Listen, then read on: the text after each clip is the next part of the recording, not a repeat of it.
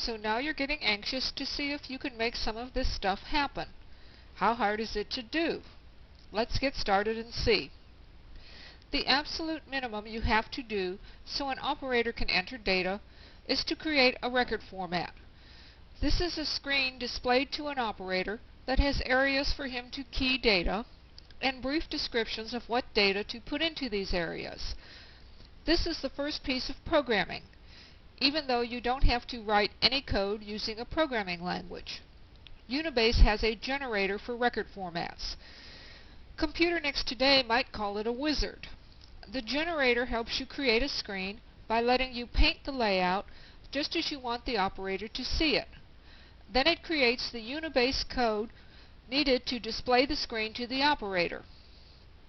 Let's go look at an already created record format to see what we can learn. We'll choose Advanced Processing, D for File Definitions. Notice that Standard Job is the first item on the menu, but it's not the first step that we need to do. We still have to make a record format. So we'll choose item B for record format.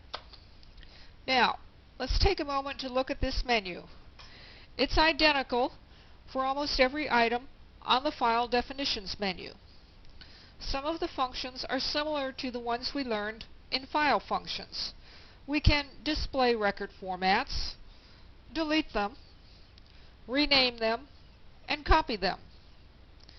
If you have to have a piece of paper in your hand, and I often do, you can even print the record format. For now, we'll look at an existing record format named C-Card to see what we can learn from it.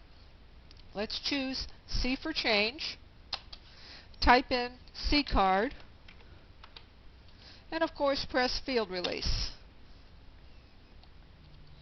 We're going to take the default of no on Use the GUI Screen Editor. That's an entirely different lesson.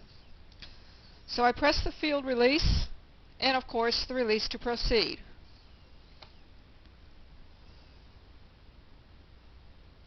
Now I get another menu. This is the record format maintenance menu. The first item on it is to paint the screen. The second item is display screen. It lets you look at the screen but won't let you make any changes to it. Just like examine a file and data entry lets you look at the data but won't let you change it. Let's use display screen first. We choose B. Unibase reads in the record format. Cool. Somebody's been doing a lot of work. This is a credit card application format. What does the top line tell us? Gives us the format name C-Card. It says it has a record size of 524. This is the number of bytes an operator can enter on this screen. The top line also tells us we're on line 1 and column 1 of the screen displayed to the operator. It also tells us we're using the typewriter keyboard mapping. Can we use the Nextdorf mapping? Yes. If I press Shift and F4, the TYP changes to NIX. If we look at the format, we see the description of what the operator is supposed to key, such as sequence number, address data, phone numbers, and everybody's favorite security item, mother's maiden name. These descriptions are called tags. We also see areas defined with underscores in reverse type. These are where the operator will enter data and are called, cleverly enough, data. Unfortunately, we use the term field in several different ways. A tag with data, such as 7-company, we call a field. A tag without data, such as additional card holders, we call a tag-only field. Data areas without a tag, such as this portion of the name field, we call a data-only field. Later on, when we look at the checkbox edits for a screen, you'll see the significance of the term field. Unibase creates a complete set of checkbox edits for every field on the screen, even tag-only fields. I want you to take notice of a few things on this format. First, the space bar is a legitimate character, and it takes up space on the screen. This particular programmer occasionally puts spaces in front of a tag, such as the ones in front of city or time in current. It really doesn't matter, but you'll be a better screen painter if you understand what you're doing when you create the screen. The green background are areas of the screen where absolutely nothing is present. Null areas, not blank areas, because a blank is a space character. Second, there are two characters used to denote the data area, the underscore and the caret, which is the symbol above the 6 on the top row of your keyboard.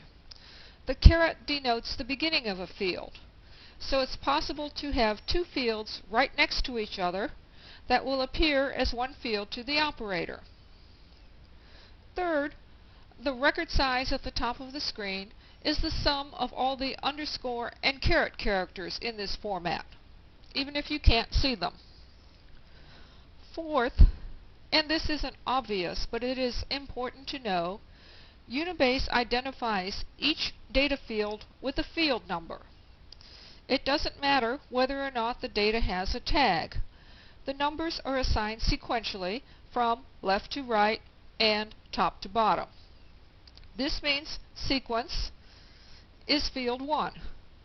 The data field after the dash is field 2. The name consists of fields 3, 4, and 5, followed of course by 6, 7, 8, 9, 10, 11, 12, and yes, the field in red would be field 13. The color doesn't matter. But why did the programmer put these numbers on the fields? And why don't they match what I just told you were the field numbers? Some jobs need to be able to store data that they don't want the operators to see, usually sensitive data. It's possible to create such a field in Unibase. It's called a hidden field. This format has one. We can display it by pressing function key 2. This key toggles between what is called edit and command mode while you're in Paint the Screen. We'll select A for non-display, and sure enough, the third field shows up as a single character right here. But a data entry operator will never see it. The other item on the command menu, video, is how you get the different colors on the screen. We'll see more of that in a future lesson. The last thing to learn while displaying the screen is that as you move around the screen with the cursor keys, the line and column number at the top lets you know where you are. So if I press End, we see we're in column 1 of line 22. And sure enough, there's the blinking cursor. And of course, you exit this item by pressing Help. Since we were in display, we get this message that no changes were made. We press Field Release, and we're back to our record format maintenance menu.